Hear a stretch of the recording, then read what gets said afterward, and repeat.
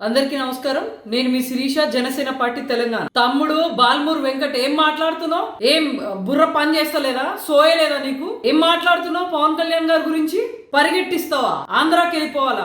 ఏం నీ అయ్య జాగిరా తెలంగాణ? ఏంది ఏం మాట్లాడుతున్నావు? ఆయన గురించి ఇష్టం వచ్చినట్టు నోటికి ఎంత వస్తే అంత మాట్లాడుతున్నావు. తమ్ముడు గుర్తుపెట్టుకో, పవన్ కళ్యాణ్ గారు జోలికి వస్తే ఎవరైనా సరే మేము సహించేది లేదు, ఊరుకునేది లేదు. ఏం మాట్లాడుతున్నావు? పరిగెట్టిస్తావా? ఏది పరిగెట్టించుడు కాదు, కనీసం ఆయన దగ్గరికి రావాలనే ఆలోచన అన్న చేయి. నువ్వు జనసేన తెలంగాణలో ఉన్న మేము ఏం చేయగలుగుతాం చూపిస్తాం మీకు. ఏం నోటికి ఎంత వస్తే అంత మాట్లాడతావా? ఫ్యామిలీతో ఇక్కడి నుంచి వెళ్ళిపోవాలా? ఏం నీ అయ్యా జాగిరా వై తెలంగాణ?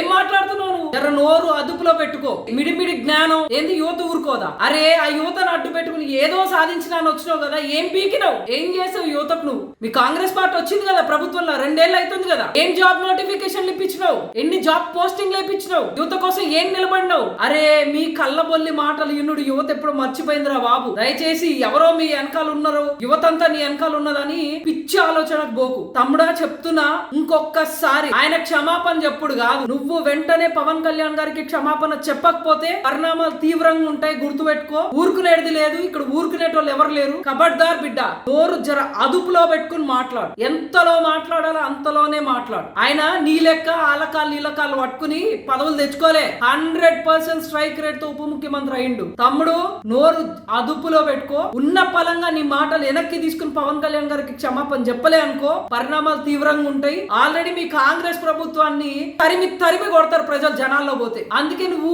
నీ నాయకులు ఎక్కడ ముఖాలు చూపించకుండా తిరుగుతురు. నీకు ధైర్యం ఉంటేరా అదే యువతకు చెప్తున్నావు కదా, యువతను అడ్డు పెట్టుకున్నావు కదా. ఎందుకు యువత పోస్టింగ్స్ ఇప్పించలేకపోయినా చెప్పు, బయటకు వచ్చి నిలబడి వాళ్ళ కోసం. అప్పుడు నీ దమ్ము, నీ ధైర్యం, నీ మాటలు చెప్పు.